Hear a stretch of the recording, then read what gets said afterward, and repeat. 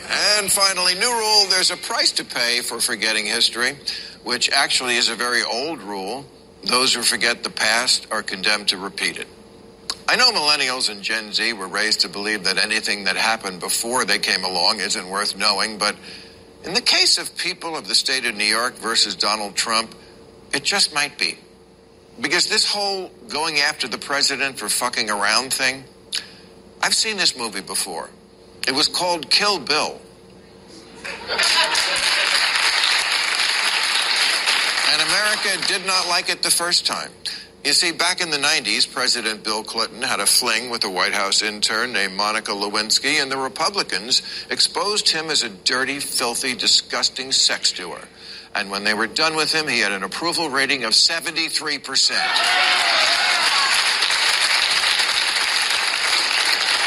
This despite every Republican on every TV station for 2 years saying, "What do we tell the children?" And those children are today's millennials, who, according to polls, don't know anything about it and don't care. So I guess you didn't tell them anything, parents. Good job.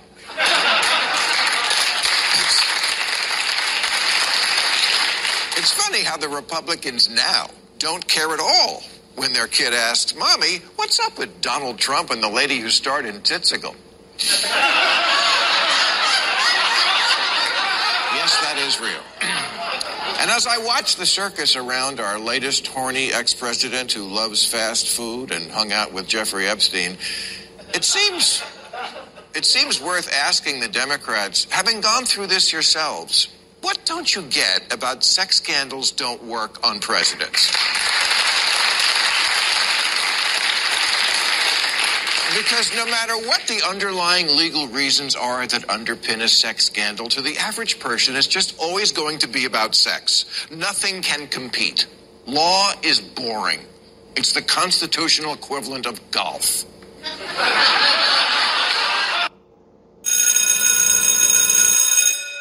Good morning. It's Thursday, Delta Force Thursday, July the 20th, and this is The True Conservative. Welcome to all the butchers, bakers, and candlestick makers out there. I'm Ron, your host, and the only true conservative in the United States today. So today, after the Serenity Prayer and the patriotic song of the day, we will have No Free Lunch, The Rape of the Mind, and Fox News and CNN squaring off in You Decide and Inside Delta Force. All that and more when I get back.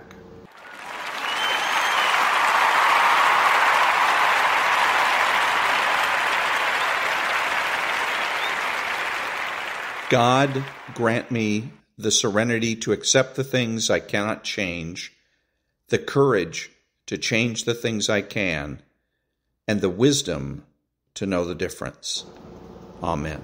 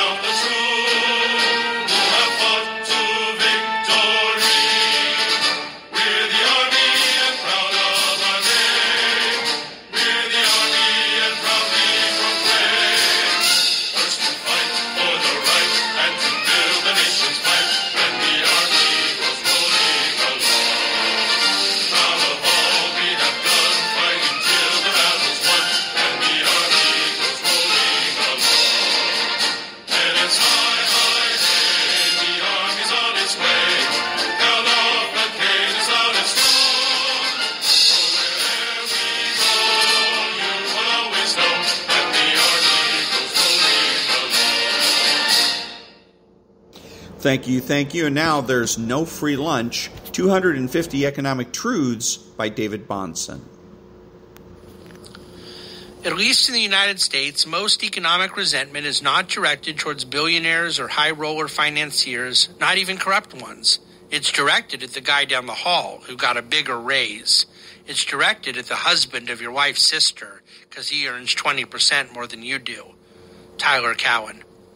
How true and tragic this is. Covetousness is a heart issue, and it reveals itself far more in individual relationships and local community attitudes than it even does in one's disdain for Great Gatsby-like opulence.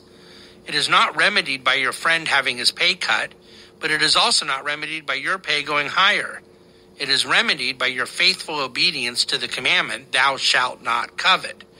A focus on your own productivity, gratitude for your own bounty, and genuine admiration for the achievement of others. Only these things will purge the covetousness that is so incredibly corrosive to our economic culture. And that was There's No Free Lunch by David-Bahnsen. Back in a minute.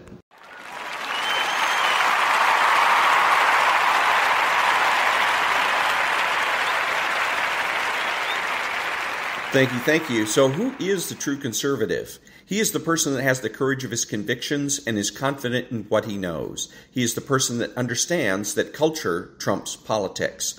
He's not selfish, but minds his own business. He does not go looking for trouble. He is alert. He curbs his curiosity, and he acts like an adult. He is patriotic and uses common sense. He is judgmental and moralizes. He refuses to speculate, speaks clearly and definitively, and is not afraid to say no. He's open-minded, asking why, rather than why not. He is consistent, credible, and influential, not ashamed of his existence, unafraid to learn or correct his mistakes. He is a normal American, and he is better than the socialist. He's a better friend, father, brother, family member, and a better person, period. You have to know that being a true conservative is best, or you are wasting your time. Back in a minute.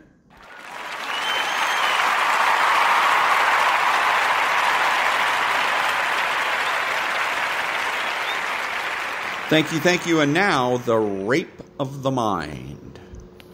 The therapist as an instrument of coercion. Medical therapy and psychotherapy are the subtle sciences of human guidance in periods of physical and emotional stress. Just as training requires the alert, well-planned participation of both student and teacher, so successful psychotherapy requires the alert, well-planned participation of both patient and doctor. And just as educational training under special conditions can degenerate into coercive taming, so therapy can degenerate into the imposition of the doctor's will on his patient. The doctor himself need not even be conscious that this is happening. This misuse of therapy may show itself in the patient's submission to the doctor's point of view or in the patient's development of excessive dependency on his therapist. Such a dependency and even increased dependency need may extend not only far beyond the usual limits, but may continue even after the therapy has run its course. I've seen quacks whose only knowledge was where to buy their couches. By calling themselves psychoanalysts, they were able to gratify their own need to live other people's lives. Eventually, the law will have to establish standards which can keep these dangerous intruders from psychotherapeutic practice. But even the honest, conscientious therapist has serious moral problems to face. His profession itself continually encourages him, indeed obliges him to make his patients temporarily dependent on him. And this may appeal to his own need for a sense of importance and power. He must be continually aware of the impact his statements and deductions have on his patients, who often listen in awe to the doctor who is, for them, the omniscient magician. The therapist must not encourage this submissive attitude in his patients, though in some phases of the treatment it will help the therapy. For good psychotherapy aims toward educating man for freedom and maturity, not for conforming submission. The practitioners of psychology and psychiatry are now much more aware of the responsibility their profession imposes on them than they have ever been heretofore. The tools of psychology are dangerous in the hands of the wrong men. Modern educational methods can be applied in therapy to streamline man's brain and change his opinions so that his thinking conforms with certain ideological systems. Medicine and psychiatry may become more and more involved in political strategy, as we have seen in the strategy of brainwashing. For this reason, psychologists and psychiatrists must become more aware of the nature of scientific tools they use.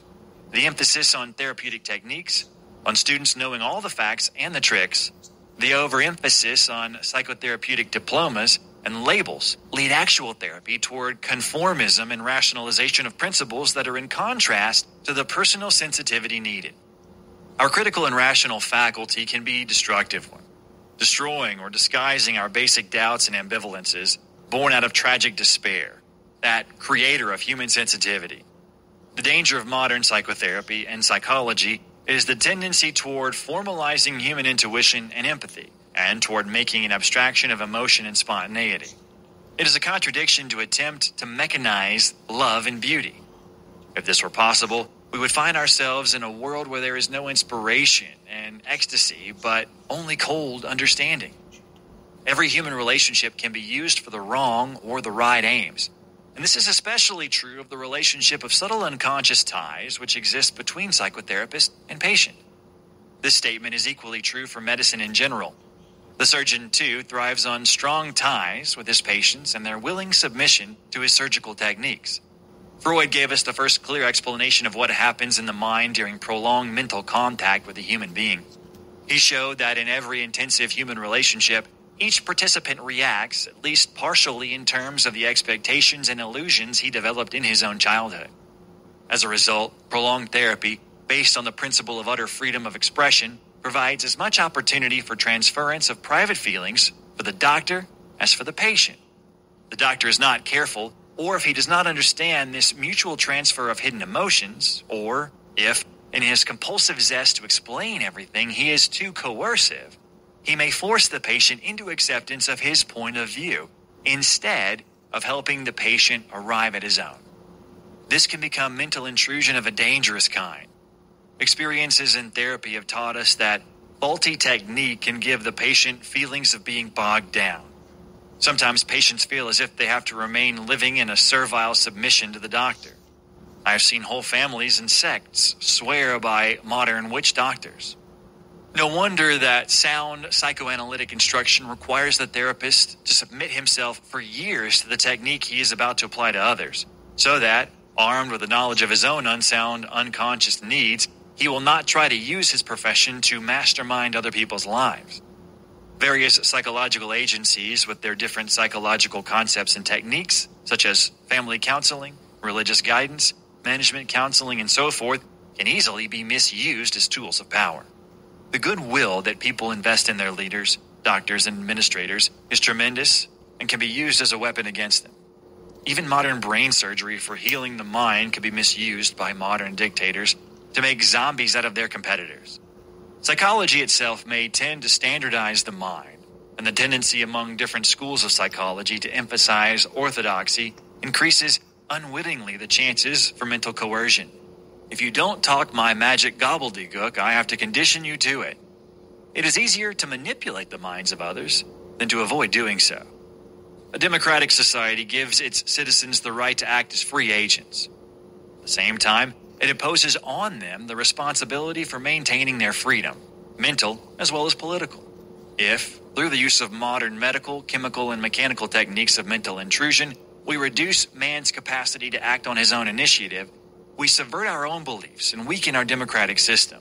Just as there is a deliberate political brainwashing, so can there be a suggestive intrusion masquerading under the name of justice or therapy. This may be less obtrusive than the deliberate totalitarian attack, but it is no less dangerous. Medication into submission is an existing fact.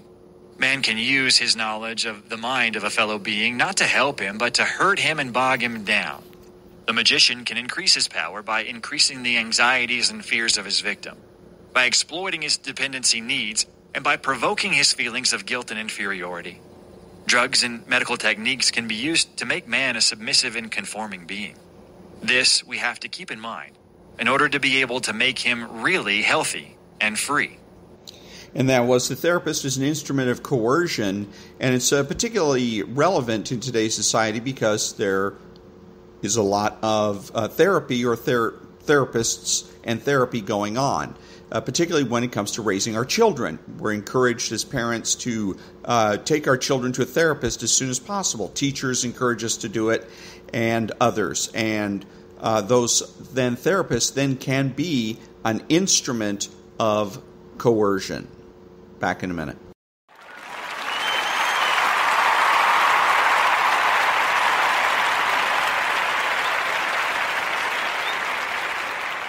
Thank you. So now this is going to be the You Decide segment, and this is going to be about the Hunter Biden probe and the whistleblower testimony. So on the one side, we're going to have CNN, and on the other side, Kayleigh McEnerney with Fox News. And first up, CNN.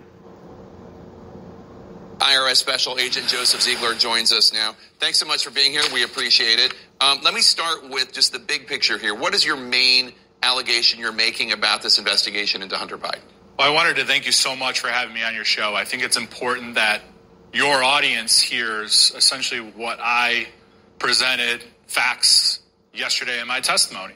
So my main allegation is the equitable treatment of taxpayers.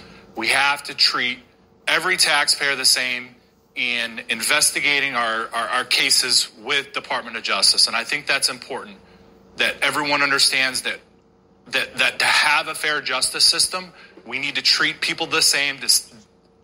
It doesn't matter what your political beliefs are. Doesn't matter how much money you have.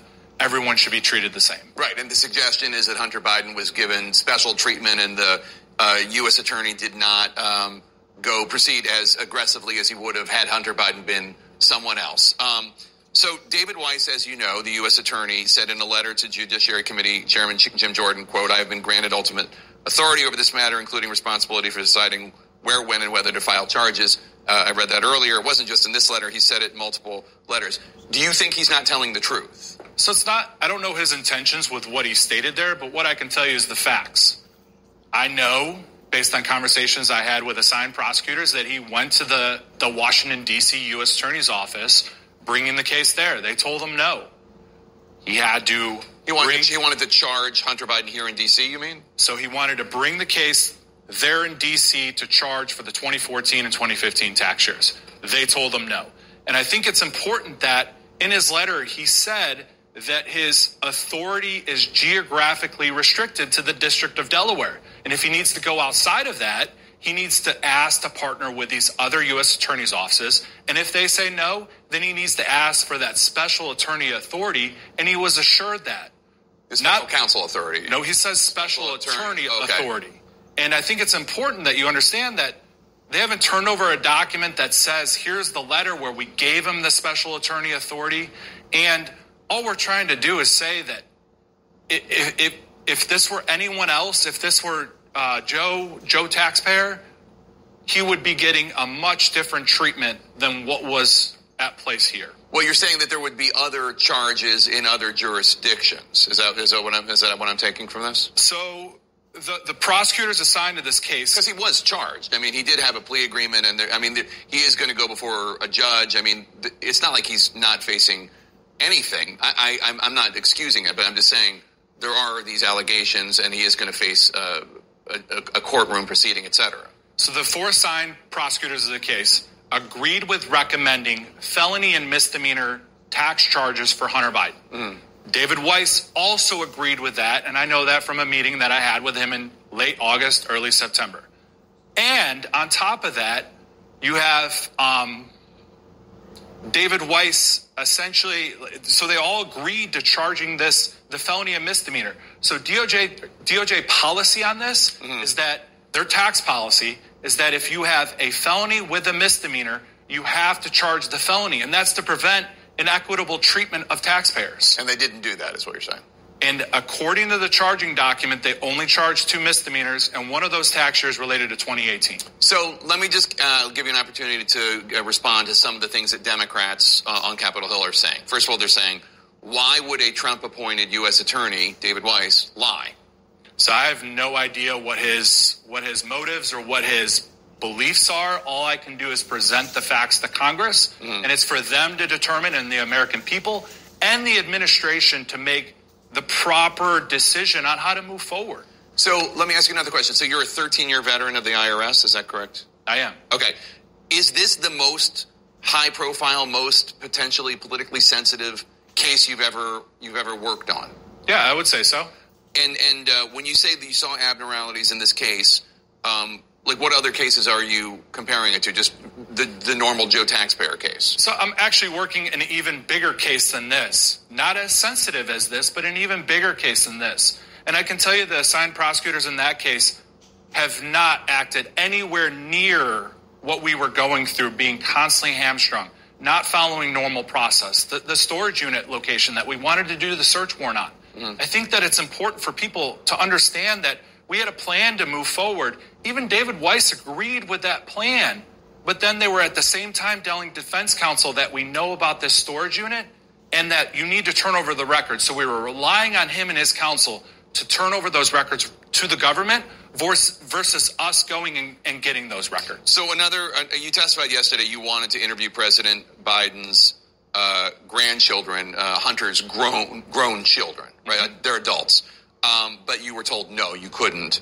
Even without those interviews, you still had enough evidence, in your view, to recommend charges because he was deducting things related to them that he wouldn't be allowed to deduct in his taxes, right? I mean, so you already knew the crime had happened. The argument would be you don't need to talk to Hunter's adult children. You already have the evidence that what he did was wrong. So tell me why that's not a satisfactory answer.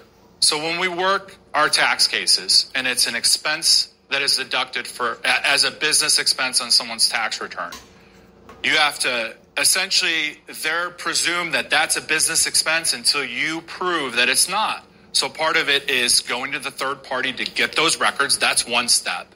And then interviewing that person to determine why was that expense made. And then a lot of times those witnesses could lead you to other things. They could lead you to other evidence, expenditures that might have been made related to them.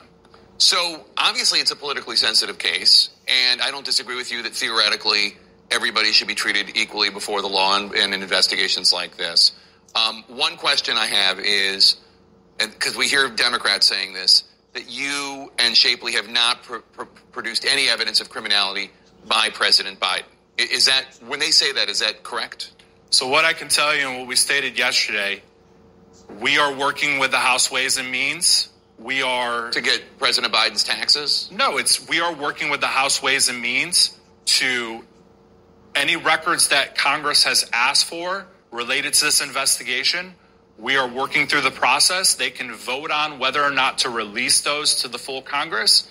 And that's the process that is a part of being a whistleblower.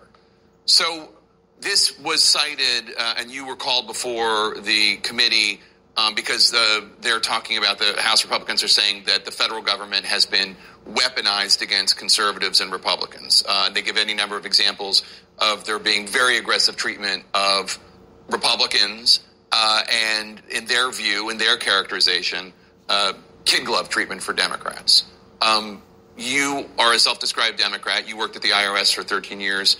Is that an accurate description based on what you've witnessed in those 13 years? So I'm not going to speak to the weaponization of the government because I don't think that's appropriate for me. I'm just going to present the facts as I know them.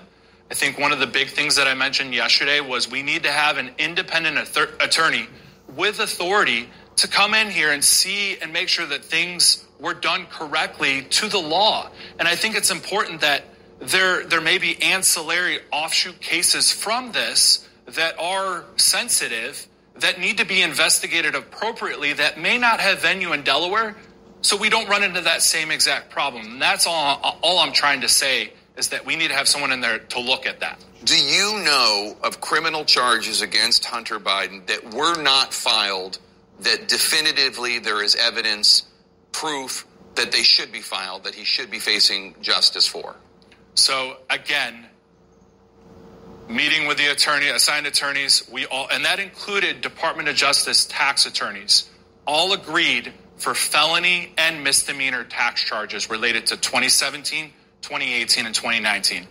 I didn't see that in the charging document that was filed in Delaware. And those charges would have been for what, undeclared income? So it would have been a false return tax charge, so it's 72061, and a tax evasion, so 7201. So evading your income taxes. So you tell me, because you're the expert, not me, is it not possible that in the dealings with the Hunter Biden attorneys, they just agreed, okay, we'll drop this in exchange for a plea of guilty? Because that does happen. So I can tell you there's a lot of cases around the U.S. right now where people are being charged with both the felony and misdemeanor and not having the felony dropped off.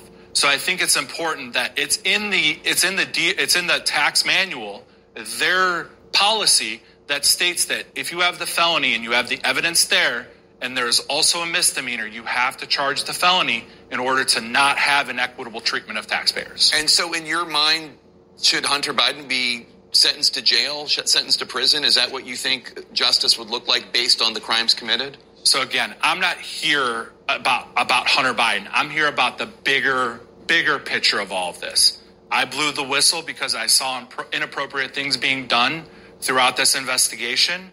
I brought facts. I brought things that had happened as I recalled them to Congress. My supervisor, Gary Shapley, did the same thing. And I think it's important for the American people. Don't read our transcripts. Yeah. Read the transcripts, because we did that under oath. We can be, if we said something, if we lied, willfully lied in that's so important, that read what we said, and you can determine for yourselves one way or the other. Do you think that it's possible that because this was the president's son, there were extra sensitivities and extra protocols because of that would have been extended to an investigation of a Republican president's son or daughter as well?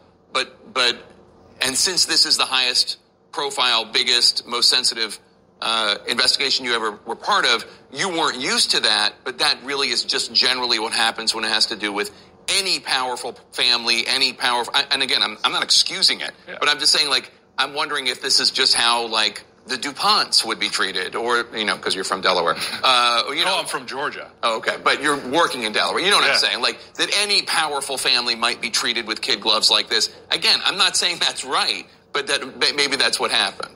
Yeah, and to that point, I think it's important that I understood that it was a politically sensitive case. I'm completely aware. He was an attorney.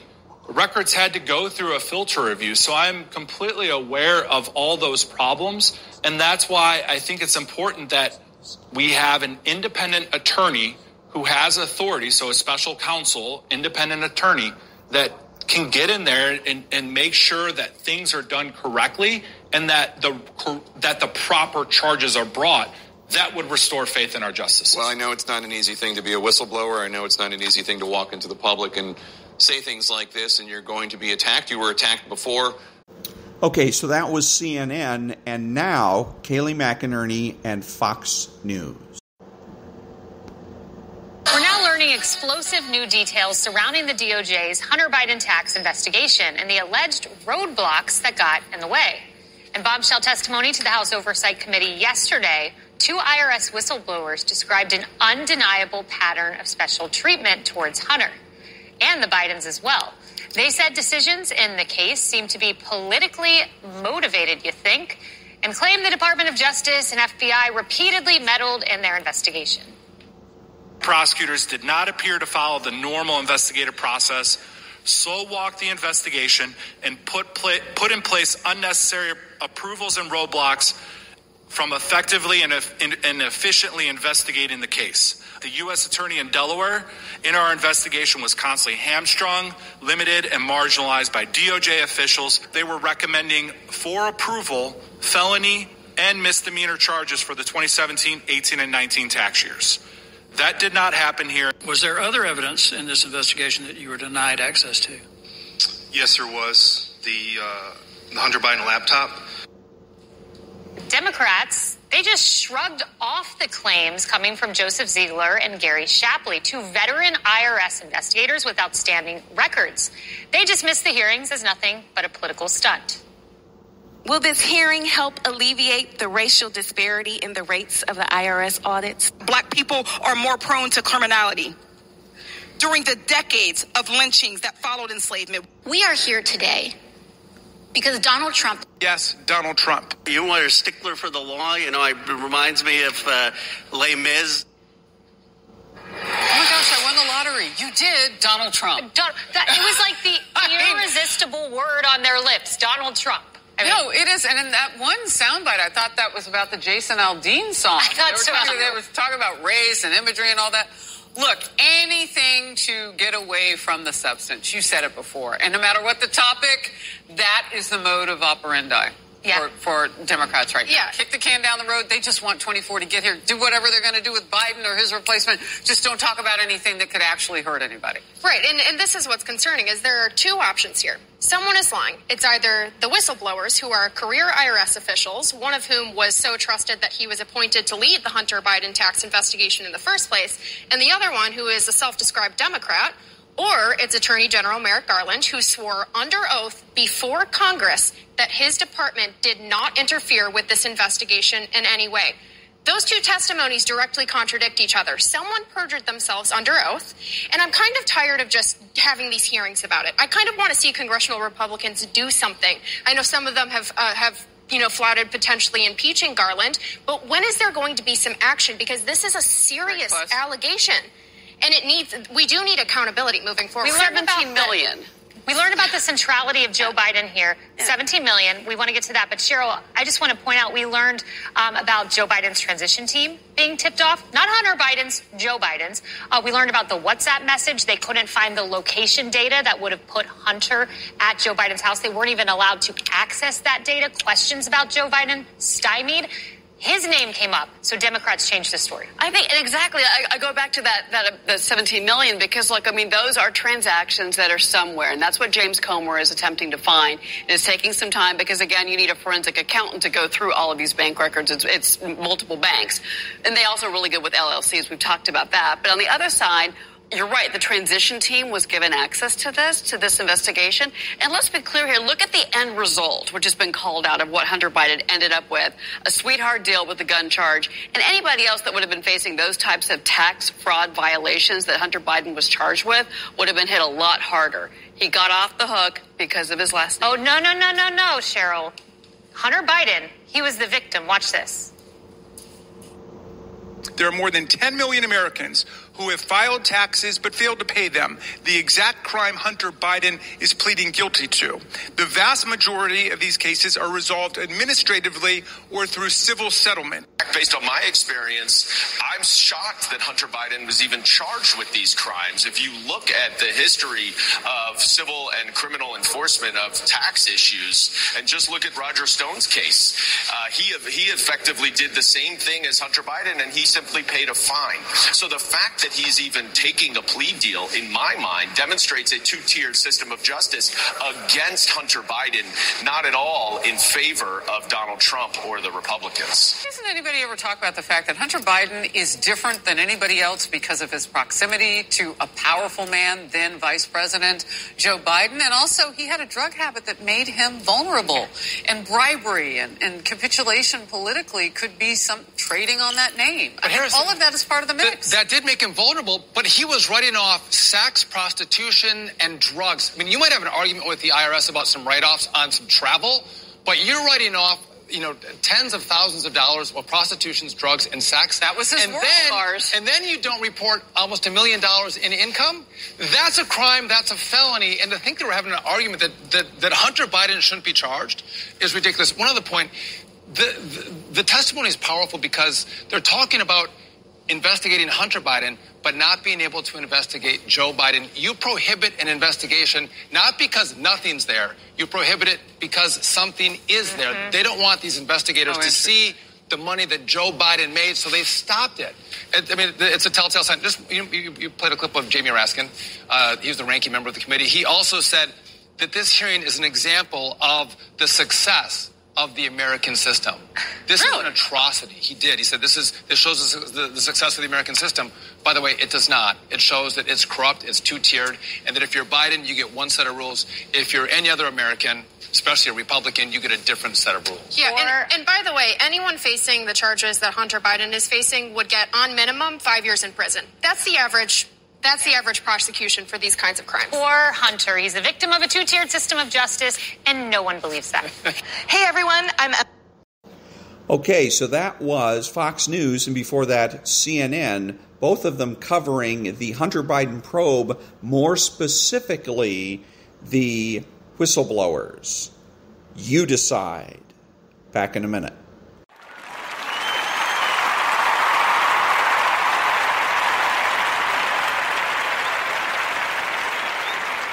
Thank you. And now, part two of In the Beginning, actually it's going to be part 3 of In the Beginning from Inside Delta Force by Command Sergeant Major retired Eric-Haney.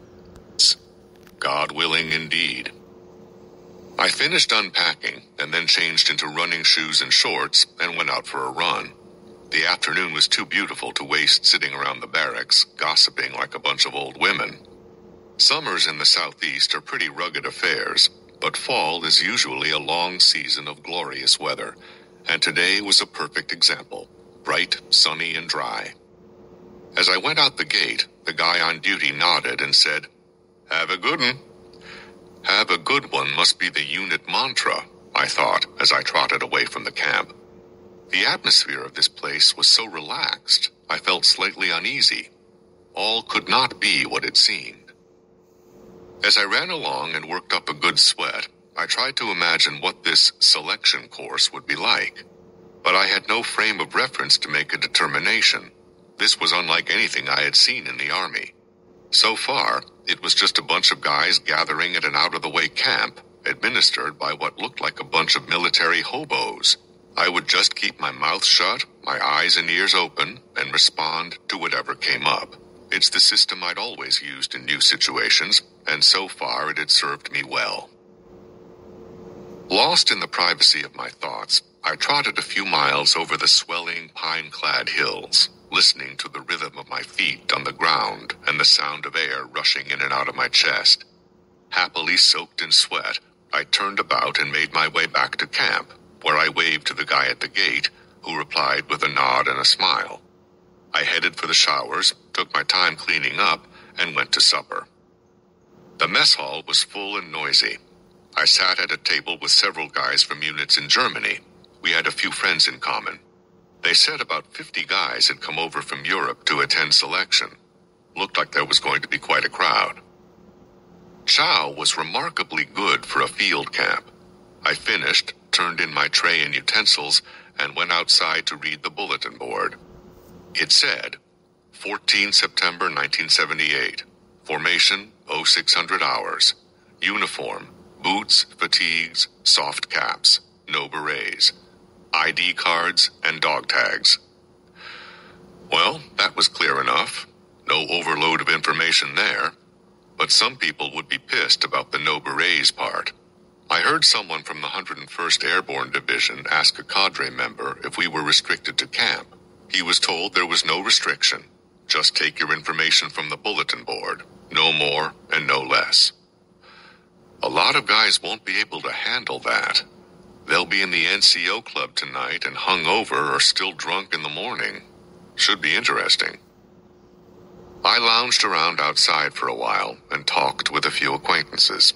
Then I returned to the barracks, finished arranging and putting away my gear, and read for a while. At 20:30, I rolled up in my poncho liner and enjoyed the feeling of stretching out on a bunk. Not bad at all. As a ranger, I was more accustomed to sleeping on the ground than in a bed. This was nearly luxurious. I rolled onto my side, pulled a corner of the poncho liner over my head, and went to sleep. Seasoned soldiers have the ability to fall asleep almost immediately. Like food and water, sleep is a commodity you take whenever you can get it. I wasn't buying this laid-back routine at all. If this was like ranger school, someone would come screaming into the barracks after midnight to destroy our rest and play mind games. Barring any middle-of-the-night disturbances, I would wake myself at 05:15. I awoke at 05:12. I've never had to use an alarm clock. I tell myself what time to wake up, and that's it. I lay there for a few minutes, listening to the sound of the sleeping barracks. The extra sleep this morning felt good. Back at battalion, I was always up at 04:30 and in the barracks by 0500 for a cup of coffee with my squad leaders before they got the troops up at 05:30. I slid out of the bunk, put on shorts and shower shoes, grabbed my shaving kit, and went to the latrine to get squared away. The air was chill and crisp. There was no moon, and the stars were still very bright. I like this time of the day. It's one of those in-between times. The world is silent and still. The night creatures are back in their hideaways, and the day animals aren't stirring yet. When I came out of the latrine, Other men were up and moving about, and vehicle lights were coming through the gate. Half the guys in the barracks were still in their bunks as I dressed and laced on my jungle boots. I put on my oldest pair of field boots, a pair that had been oiled with neat's foot until they were as soft as moccasins. A soldier doesn't need much in the way of uniforms, but good boots are indispensable. I checked to make sure I had a notebook and pen in my breast pocket, and then made my way outside. The parking lot was rapidly filling up, and a number of guys were ambling to the center of the compound. Glowing cigarette tips illuminated faces, and quiet voices drifted about the area. "Goddamn, Haney! What the fuck you doing here?" A voice brayed at me from out of the darkness. There was only one person with a voice like that. I turned around and said, "Hello, Parks. How did you ever find your way here?" Virgil Parks was a bona fide 24-carat, dyed-in-the-wool curmudgeon. Virg had joined the U.S. Army in 1968 specifically to go to Vietnam, and he had been a ranger ever since. We had been platoon sergeants in the same company until late last year, when he transferred to Fort Benning to be an instructor at Ranger School. I could only imagine he was here because he had worn out his welcome with the Ranger Department. He had a habit of doing that wherever he went. He was eccentric to the point of lunacy, and that takes some doing in the Ranger world. Parks went full blast and unaimed at all times. He was utterly unable to modulate his output of energy to the task at hand. And even in the politically conservative military society, he was known as being well to the right of Attila the Hun.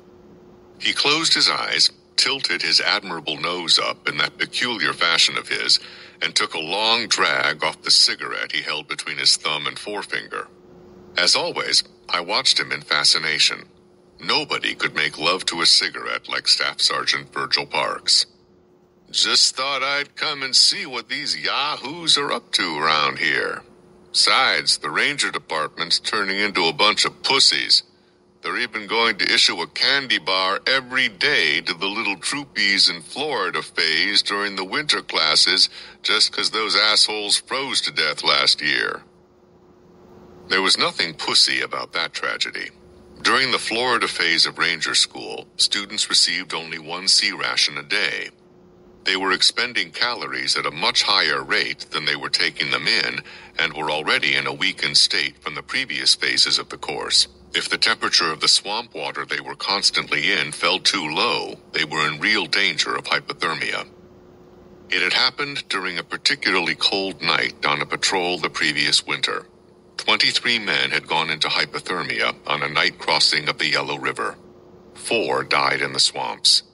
The Ranger cadre had crossed that fine line between hard-ass and dumbass, and men had died as a result. I was surprised no one had been court-martialed over that affair. "Yeah, I've heard that." There was no use reasoning with Parks. He was impervious to logic. A line of deuce-and-a-halves pulled up and parked while we were BSing.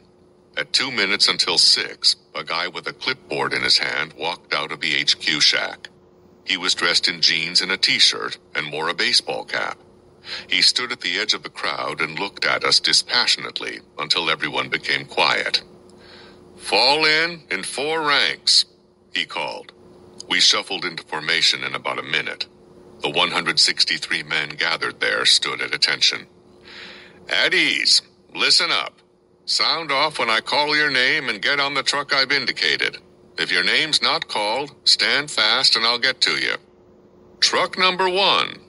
He started calling names in alphabetical order. Each truck had a big chalk numeral on its tailgate. When my name was called, I shouted, "Here," and climbed aboard. Soon the trucks got underway, and we rumbled out the gate just as the sun splashed its rays over the eastern horizon. "Join the Army and see the world," the recruiting posters said. I've seen at least half of it from the back of a truck. 15 minutes later, we halted along the edge of what looked like a drop zone. Holland DZ, I heard some of the Fort Bragg troops say as we dismounted. Sergeant Major Shoemate was standing nearby, wearing khaki pants, a Hawaiian shirt, and a Panama hat. "Fall in on me, ladies," he called. Make it 6 ranks. I want a tight formation. As we were forming up, somebody walked up with a camera and tripod and prepared to take a photograph of the formation. What the hell's this about, Walt? An anonymous voice squawked from somewhere in the crowd. This is going to be the before picture of this group, my young darlings, and we'll take a second shot in a few weeks, Shoemate replied. I was aghast that someone had called a sergeant major by his first name, but Shoemate seemed to take no offense. But when a small cluster of the men started laughing and yahooing from within the group, like this was some sort of stupid joke, Shoemate became steely. The jocularity in his voice came to a screeching halt, and he growled in a volcanic tone, "Yeah, well, we'll see who's laughing when you motherfuckers are finished, and the next picture I take is about half the size of this front rank standing here. The serious ones will be in that photo, and the rest of you shitbirds will be back home lying to your teammates about why you didn't make it. So since you loudmouths, and a bunch more of you besides, won't be here for the after photo, I'll just have my laugh at you dickheads right now. Ha fucking ha." It was a sober group he addressed now, as he called us to attention. The photographer took the shot and departed. Shoemate continued as though nothing had happened. "This is the Ranger Special Forces PT test. Your graders for events 1 through 4 are arranged behind me, from left to right. When I call your name, go to the grader indicated. Have a good one. Event number 1. And he started calling off names. I fell in on my grader. The Army had 4 PT tests in those days. There was a test for staff and support troops, a more strenuous test for the combat arms, a test for jump school, and the Ranger Special Forces test. The first 3 tests had a descending grade scale based on age. The older you were, the less you had to perform for a given score. For the Ranger SF test, age received no breaks. Everyone was graded at the 17-year-old level. The test consisted of push-ups, sit-ups, the run-dodge-jump, the inverted crawl, known as the perverted crawl, and the 2-mile run. The uniform for the test was fatigues and combat boots. Running shoes were not yet in style in the Army. Shirts could be removed in warm weather. My first event was the run-dodge-jump. This was an agility and quickness drill. You took off from the starting line, sprinted forward to a set of gates perpendicular to your path, ran through them, and then jumped a ditch, continued sprinting to a second set of gates, went through these, then around and back through them again, over the ditch, back through the first set of gates, repeated the whole process once more, and finished at the starting point. I usually completed this event in about 13 seconds. A time of 15 seconds gave a score of 100. Minimum passing time was 19 seconds. I ran through the event in my normal time. A grader handed me my scorecard and directed me to the push-up station. I fell into line and had barely recovered my breath when I was called forward and told to assume the starting position. I had just gotten into the starting position and asked my grader to count out loud for me when the go command was given. When the grader had counted 53, I stopped and came to rest on my hands and knees with a few seconds to spare.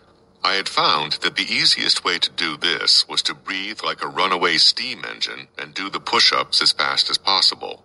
You just had to make sure you did them all correctly, or the grader would not count them. Time was called. I was given my card and sent to the inverted crawl, an event that ranks as one of the stupidest things ever imagined in an institution that seldom shunned the stupid. Whereas other events on the PT test measured things like agility or upper body strength, the inverted crawl measured, well, no one has the faintest idea what it measures. On the command go, you lift your butt off the ground and crawl, crab-like, with your back to the ground and torso facing skyward. In this position, you sprint forward, feet first for 20 meters, then straight back, hands first, unable to see where you're going, all the way back to the starting point. I executed the event, received a max score, picked the sand spurs from my hands, and went to the sit-up station. It was obvious to me now that there was no rest between events. As soon as I finished one station, I went directly to another without waiting around. Everything was organized and businesslike. There was no shouting or any other form of normal military histrionics, and there was no way to slip to the back of a line and catch any rest between events. I was motioned forward for the sit-ups. On my back, fingers interlaced behind the head, knees bent, and the grater holding my feet. The cool sand felt good on my back as I waited for the command to start. Then the command, go. I was knocking them out as fast as I could, while in my peripheral vision I could see other bodies slamming up and down in a discordant cadence. We look like pistons in an engine, I thought, as I finished the exercise and fell back on the ground to take a breath before getting to my feet and retrieving my scorecard. Within a minute or two, all the events were finished, and we were called over to the trucks for a loose formation. And that was part 2, or actually part 3, of In the Beginning from Inside Delta Force by Eric-haney, Command Sergeant Major, retired. Back in a minute.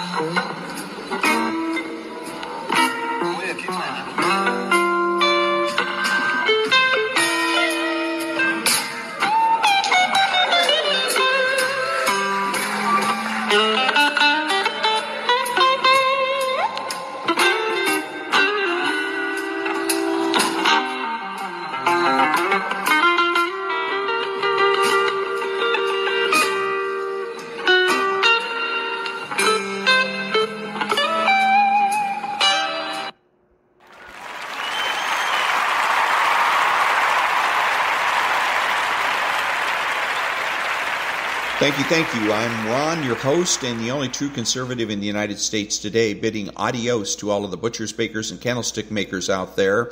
And until next time, be honest, be smart, be beautiful, and remember that the left has no authority, no power, and they can't win.